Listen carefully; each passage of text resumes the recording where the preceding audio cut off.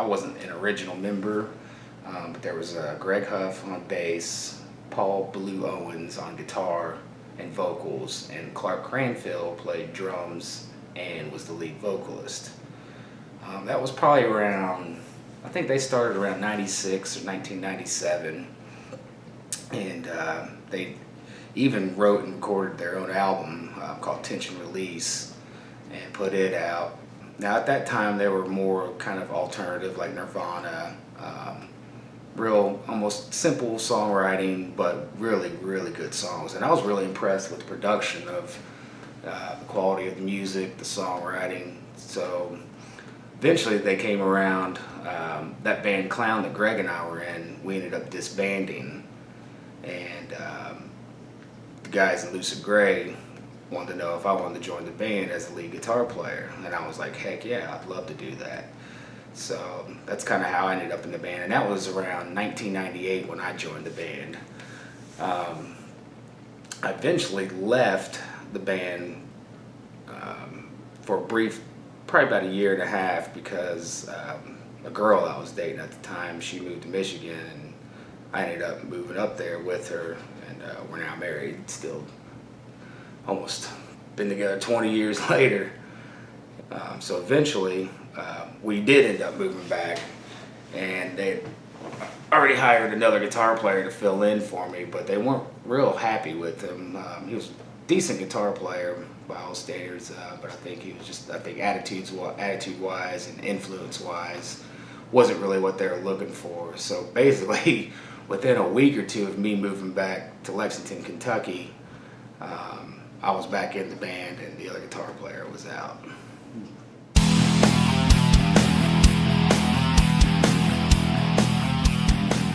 I mean, I'm into anything. I grew up on Led Zeppelin, the Beatles, and Jimi Hendrix, and then I got into like the glam metal of the 80s, you know, Poison, Motley Crue, Rat, and I love that stuff. Skid Row was one of my favorites. And then as I got older, as a teenager, I started getting into like the really heavy stuff, you know, your Slayer, your Pantera, your Machine Head, and then even, you know, stuff like Tool was always one of my favorite bands, Rage Against the Machine, you know, anything that kind of pushed the envelope as far as like having a message to say, or just, you know, stuff you hadn't really heard before, you know, stuff, you know, that just sounded different. You know, a lot of the guys, you know, Greg, I know he was a massive Primus fan. Clark and Blue were big into Alice in Chains. So we all had very different styles and tastes in music, but also a lot of the same tastes in music.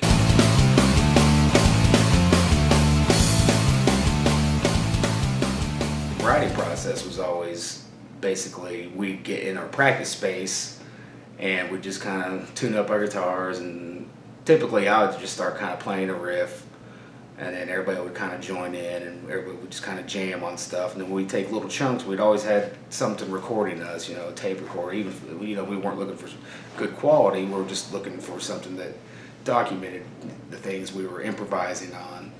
And then also a lot of times, you know, Clark being a music teacher here at Lexington Christian Academy, and you know, he knows a lot of musical theory, whereas me and Greg and Blue don't, you know. So he taught us a lot of like how to write songs in a structure that made sense, how to move from one riff to the next, you know, taper those ends together to make the songs actually flow.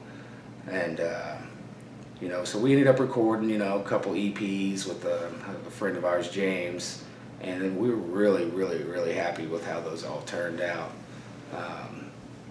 Eventually, in 2011, we were working on an album for about 4 years, and the album was Eucatastrophe. We finally put it out in 2011. Normally I like recording, and I'll be honest, on that album, the recording process I thought was just dragged out too long. Like, I went down at the very beginning of the process and recorded all my guitar tracks for 20 songs in 3 days, and then it took 3 more years for that process to be finished recording that album.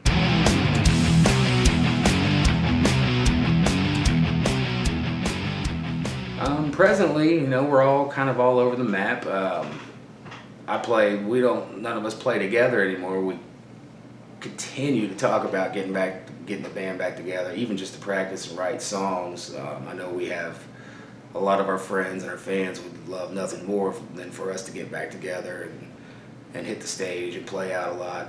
But it's really hard. We're all getting older now. We're all in our 40s. We all have kids, and